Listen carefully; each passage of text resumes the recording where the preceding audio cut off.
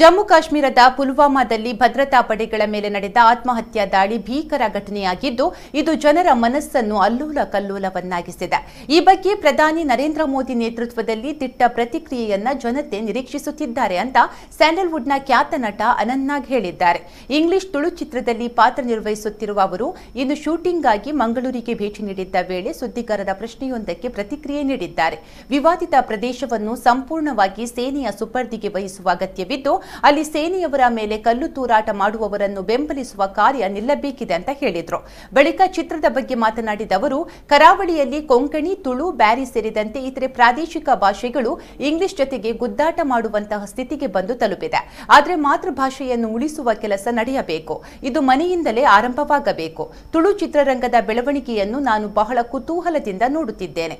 ಅದರಲ್ಲೊಂದು ಪಾತ್ರ ಮಾಡಬೇಕು ಎನ್ನುವ ಕನಸು ಕೂಡ ಇತ್ತು. ಇದಕ್ಕೆ ತಕ್ಕಂತೆ 2-3 ತುಳು ಚಿತ್ರಗಳಿಂದ ಆಫರ್ಗಳು ಕೂಡ ಬಂದಿತ್ತು. ಆದರೆ ನನಗೆ ಪಾತ್ರಗಳು ಇಷ್ಟವಾಗದ ಕಾರಣ ಚಿತ್ರಗಳನ್ನ ಕೈಬಿಟ್ಟಿದ್ದೆ. ಆದರೆ ಇಂಗ್ಲಿಷ್ ಚಿತ್ರದ ಕತೆ ತುಂಬಾನೇ ಇಷ್ಟವಾಯಿತು ಅಂತ ಚಿತ್ರನಟ ಅನಂತ್ ಹೇಳಿದ್ದಾರೆ. ಈ ಸಂದರ್ಭ ಚಿತ್ರದ ನಿರ್ದೇಶಕ ಸೂರಜ್ ಶೆಟ್ಟಿ, ನಿರ್ಮಾಪಕ ಹರೀಶ್ ಶೇರಿಗಾರ್, ಶರ್ಮಿಳಾ ಶೇರಿಗಾರ್, ಚಿತ್ರದ ನಟರಾದ ಪೃಥ್ವಿ ಅಂಬರ್, ಭೋಜರಾಜ್ ವಾಮಂಜೂರು, ಚಿತ್ರನಟಿಯರಾದ ಗಾಯತ್ರಿ, ನವ್ಯ ಪೂಜಾರಿ ಮೊದಲಾದವರು ಉಪಸ್ಥಿತರಿದ್ದರು.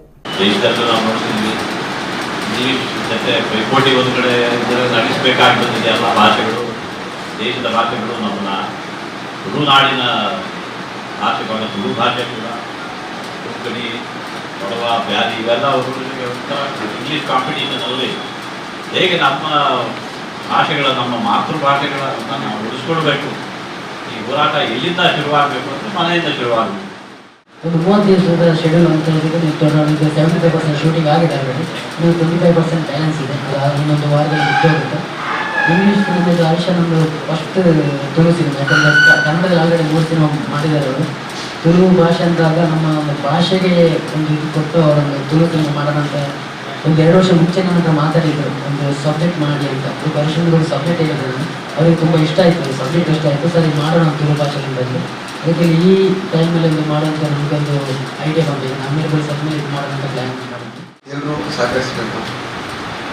ಸೂರಜ್ ಶೆಟ್ಟಿಯವರ ನಿರ್ದೇಶನದಲ್ಲಿ ಮೂಡಿಬಂದಂತಹ ಚಿತ್ರ, ಹರೀಶ್ ಶೇಡಿಗಾರವರ ನಿರ್ಮಾಣದಲ್ಲಿ ಮೂಡಿಬಂದಂತಹ ಚಿತ್ರ ಅದ್ಭುತವಾಗಿ ಮೂಡಿಬಂದಿದೆ. ಎಲ್ಲ ಸರ್ವ ಧರ್ಮದ ಅಭಿಮಾನಿ ದೇವರು ಎಲ್ಲರೂ ಈ ಚಿತ್ರವನ್ನು ನೋಡಿ ಆರಿಸಬೇಕು ಅಂತ ಕೇಳ್ಕೊಳ್ತೇನೆ.